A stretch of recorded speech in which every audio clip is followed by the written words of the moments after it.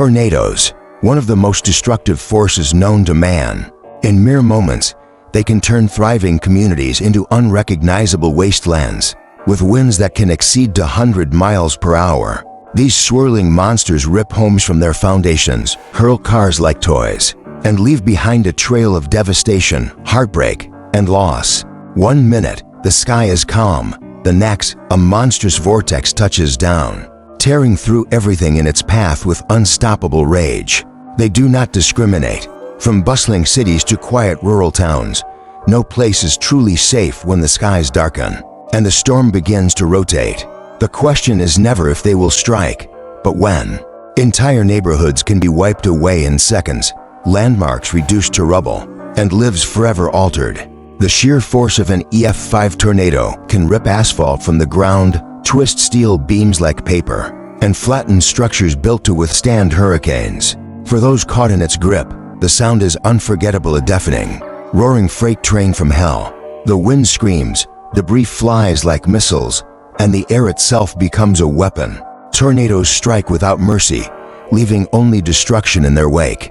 But they also reveal something powerful: the resilience of those who survive, the strength of communities that rebuild, and the relentless determination of people who refuse to be broken. This is the wrath of the tornado. This is nature at its most violent. And this is why we must always be prepared. But how do these monstrous forces come into existence? What fuels their raw, unrelenting power, turning them into unstoppable forces of nature? Tornadoes are born in the heart of violent thunderstorms, where nature's fury is unleashed. It all begins when warm, humid air rises from the ground and collides with cooler, drier air above, creating an intense instability in the atmosphere. This clash of temperatures sets the stage for chaos. But it's not just the air masses. Wind shear plays a crucial role. Wind shear occurs when winds at different altitudes blow at different speeds or directions, causing the atmosphere to twist and churn. As this swirling, chaotic motion gains strength, the storm begins to rotate. When that rotation tightens and stretches downward, pulling in the surrounding air, it forms a vortex of incredible force. This twisting column of air can then extend all the way to the ground, transforming into a tornado. Once born, this violent phenomenon becomes a force so mighty it can carve a path of destruction for dozens, some, at times even hundreds of miles, leaving behind a trail of devastation in its wake.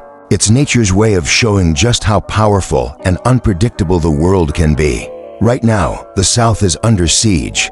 A relentless surge of severe storms has ignited an outbreak of violent tornadoes, turning daylight into darkness and sending entire towns into survival mode. Families have only seconds to take cover as tornado sirens wail, warning them of impending doom.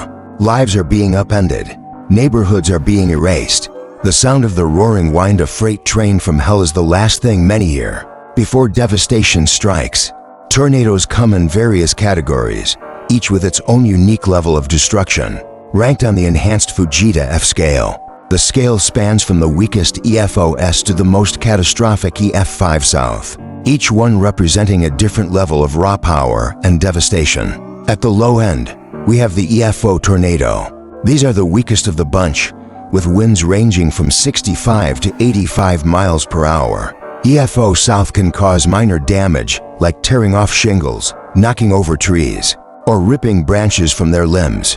They're the kind of tornado you might see causing more of an inconvenience than total destruction, but still not to be underestimated. Next, there's the EF1 tornado. With winds between 86 and 110 miles per hour, EF1 South are stronger and can cause moderate damage. They can rip roofs off homes, send trees crashing down, and cause significant damage to smaller structures. It's not a walk in the park, but it's still manageable in comparison to the higher levels of the scale. Then comes the EF2 tornado, where the winds intensify to between 111 and 135 miles per hour. F2 South are capable of serious damage. Roofs will be torn off, houses, mobile homes may be flipped, and large trees may be uprooted. This is the kind of tornado that leaves behind a more substantial mark, but it still isn't the worst of the worst. As we move up, we hit EF3 tornadoes, with winds ranging from 136 to 165 miles per hour. F3 South can level entire buildings, rip off roofs, and completely demolish well-built structures.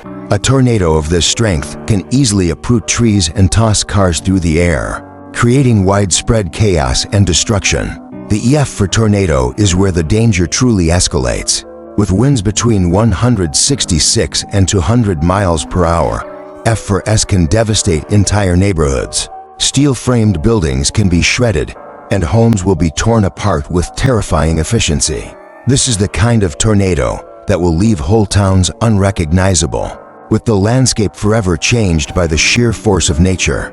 Finally, we have the EF5 tornado, the ultimate force of destruction. With winds exceeding 100 miles per hour, an EF5 tornado is nature's absolute wrecking ball.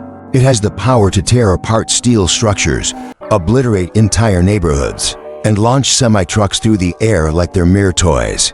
It is the closest thing to an atmospheric apocalypse, leaving behind nothing but a wasteland of splintered wood, shattered glass, and lives forever altered. When an EF5 touches down, nothing is safe. It's a reminder of how small and fragile we are in the face of nature's might. But amid the destruction, there are always stories of survival. A family buried under the rubble of their home, miraculously pulled out alive. A storm chaser who risked everything to capture the perfect shot, warning thousands in time. A mother shielding her children in a bathtub, riding out the storm as her house was ripped apart around them. These stories remind us that while tornadoes are powerful, so is the human spirit. We rebuild, we recover, we learn to stand again. But the reality is tornado season is here, and more storms are coming. If you live in a tornado-prone area, now is the time to prepare.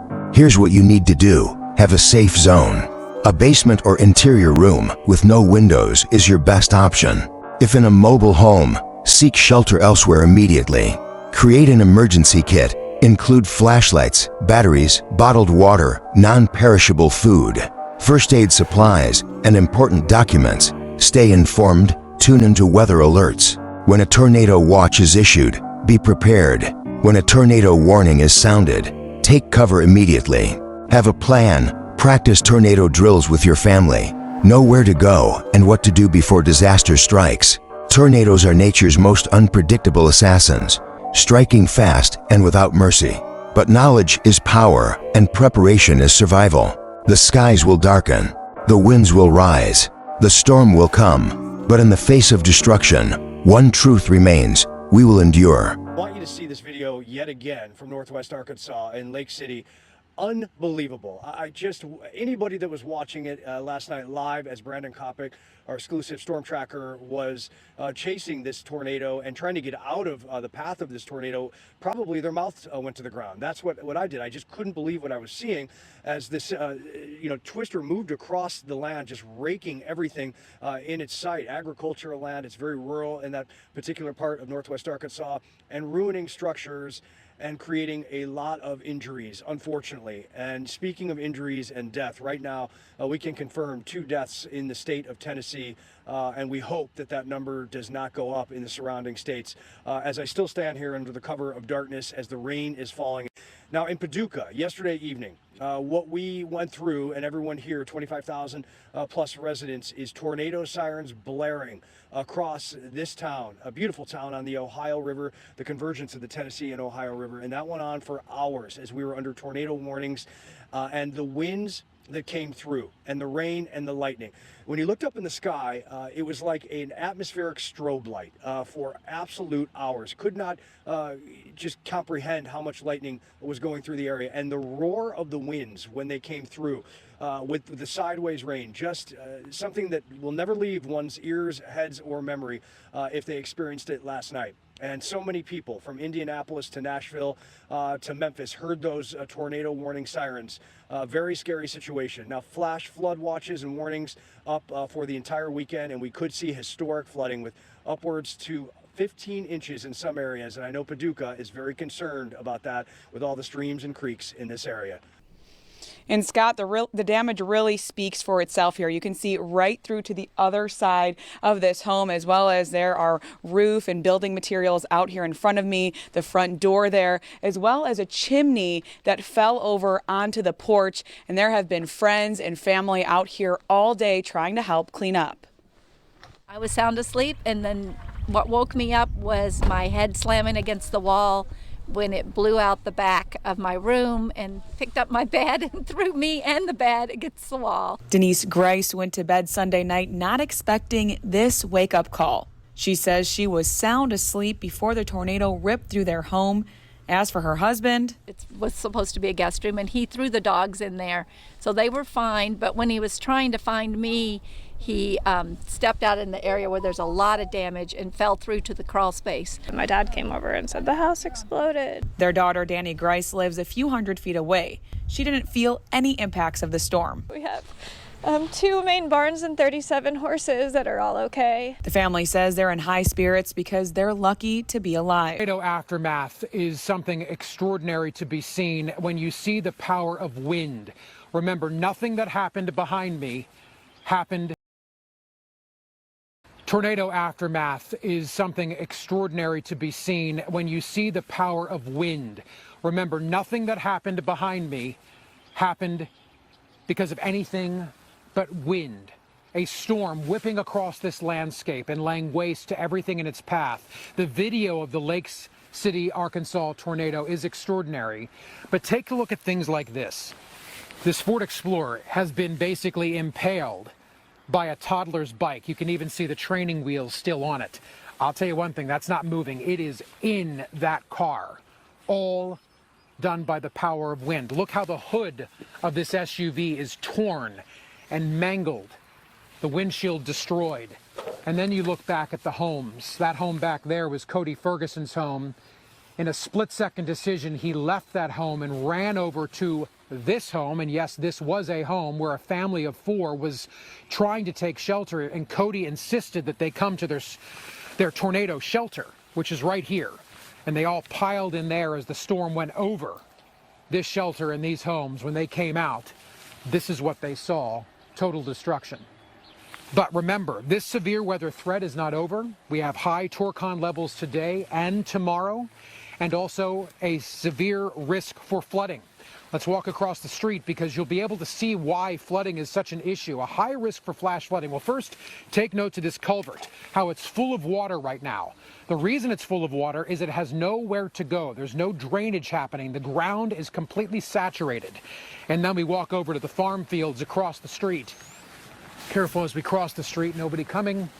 And take note to how saturated the fields are. Remember, if the water's laying like that, that means it's not seeping into the soil, meaning any more rain that comes down is simply going to build up in the form of flooding. And folks, many parts of this part of the country don't just have a few inches, but over the next several days, they could see another foot of rain. Oh my God, somebody is losing everything right now. Oh no. I mean, it's gotta be hit. That's huge. Video on Wendy? Yeah. That's a big tornado. It looks like it's coming right here, please. I know. Oh God. Oh. Oh. Yeah. Go, please. Oh my God. It's so big.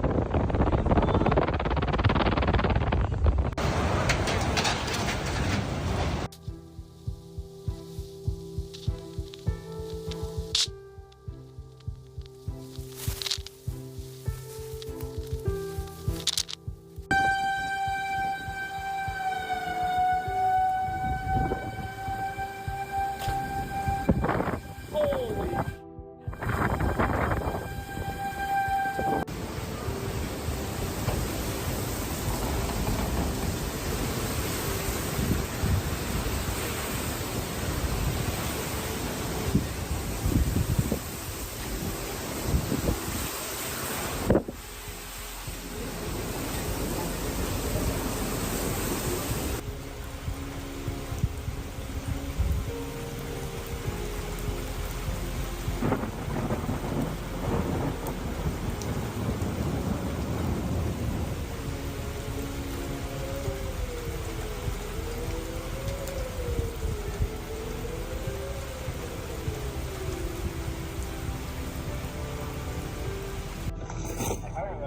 going north or going south of that. So they're looking for something.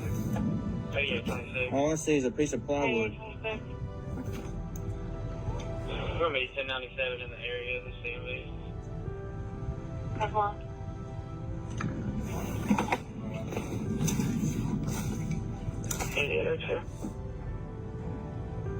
We're broken. I can get a couple buses in McNairy County. Do you guys want them over at Highway 64 at Spruce to stage?